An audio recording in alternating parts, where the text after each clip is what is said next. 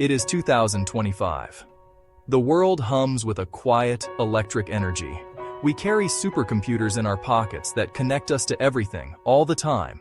Our homes listen to us, adjusting the lights and temperature with a simple voice command. Self-driving cars glide down city streets, a sight that once belonged only to science fiction movies we watched as kids.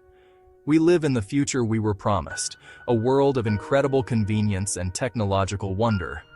It's a strange feeling, living inside a story that used to be just for entertainment.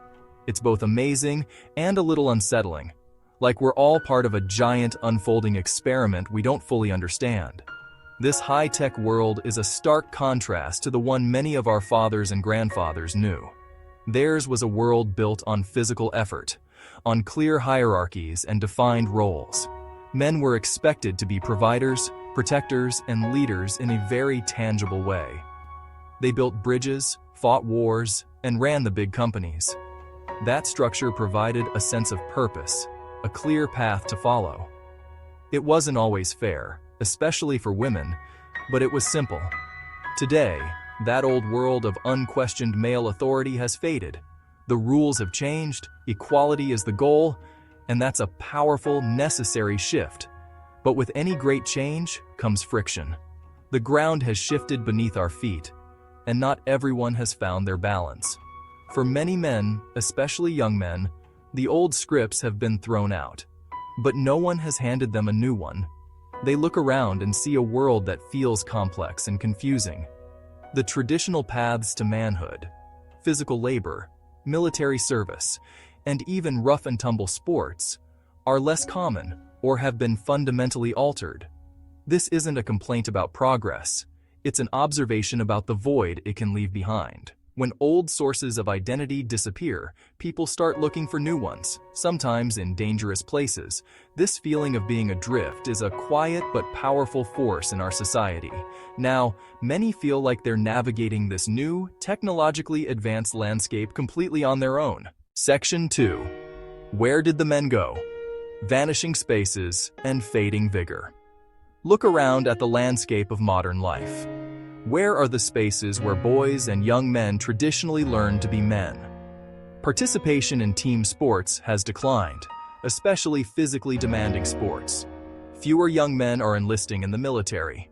Fewer are joining fraternal organizations like the Elks or groups like the Masons. These institutions were once pillars of community, places where men forged bonds, shared struggle, discipline, a common code. They were imperfect, often exclusionary, but they provided a container for masculine energy. Without them, that energy doesn't just vanish. It seeks a new outlet, often without rules or mentorship. The digital campfire anger in the Manosphere. The Manosphere operates like a digital campfire, drawing in those who feel cold and alone in the modern world. Around this fire, stories are told, not stories of heroism or adventure, but of grievance and betrayal. These narratives are incredibly simple and repetitive. Men are the true victims of society.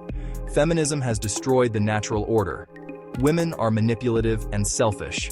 The language is coarse and aggressive, filled with inside jokes and derogatory terms designed to create a strong sense of in-group identity. What makes these online spaces so effective is their ability to create an echo chamber.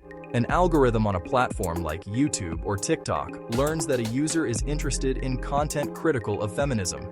It then feeds him a steady, escalating diet of similar videos. What starts as a seemingly harmless clip about dating difficulties can lead, click by click, to a fire hose of misogynistic rants, conspiracy theories, outright calls for subjugating women. The ideas brewing in the Manosphere do not stay online. They spill out into the real world with devastating consequences. The most visible impact is on the safety and well-being of women. Online harassment has become a constant threat, especially for women in public-facing roles. Female politicians, journalists, creators are bombarded with a torrent of vile, misogynistic abuse, including detailed threats of sexual assault, including detailed death threats. This isn't just trolls being trolls. It's a deliberate strategy to silence women, to punish them for having a voice, to drive them out of public life.